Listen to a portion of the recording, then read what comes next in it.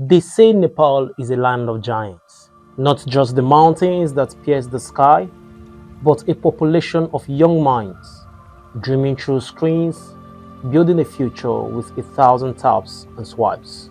Until a single night, September 8, 2025, the clock struck midnight and the screens went dark.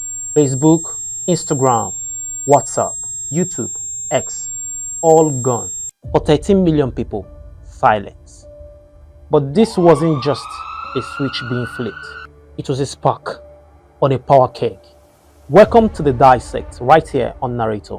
My name is Chikeze Obunna, and this week we are looking at Nepal and the lessons we should learn, especially as it relates to Nigeria and its future.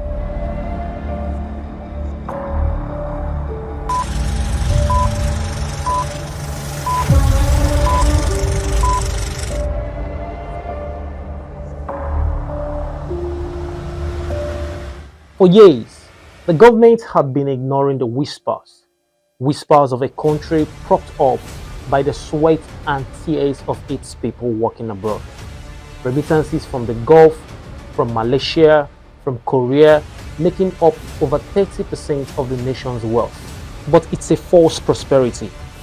Villages are emptying, families are fracturing, and the youth, they are left with a sense of hopelessness, a despair fueled by leaked videos of the elites in their pockets, living lives of unimaginable luxury in Dubai, while the streets of Kathmandu starve for opportunity.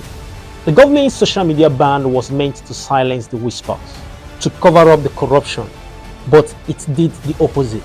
It turned whispers into a roar. The young, leaderless and furious stormed the halls of power. By dawn, the federal parliament was breached. The Supreme Court was in flames. Singadoba, the heart of the government, was gutted. 19 dead, 300 wounded. And in the midst of the chaos, the unthinkable happened.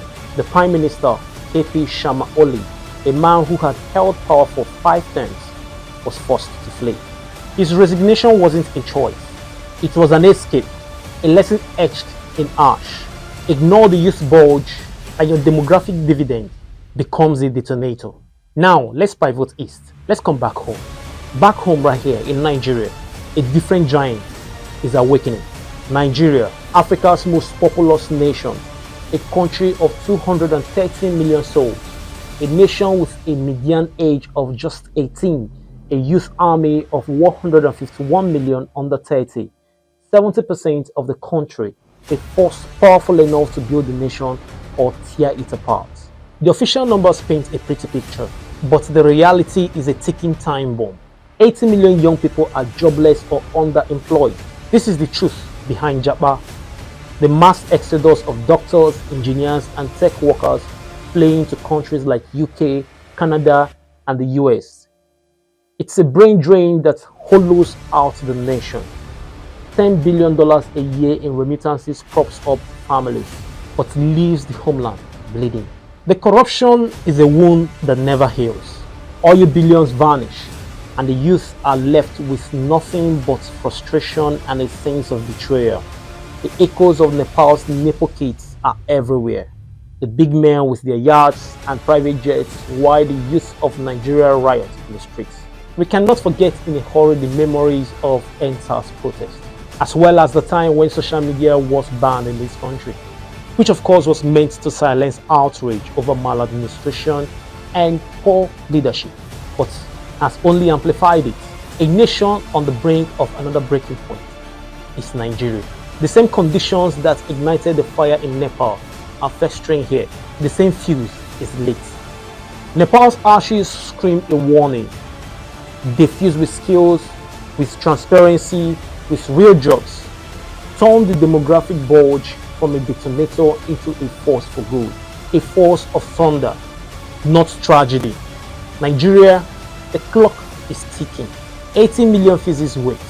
Will you hit the lesson before the thick of the time bomb engulfs you?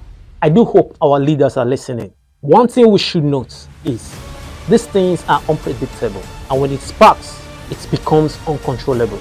This is the Dissect right here on Narrator. My name is Chikeze Obunna. Until next time, stay hopeful, stay optimistic, stay sharp, and keep working for a better Nigeria. See you.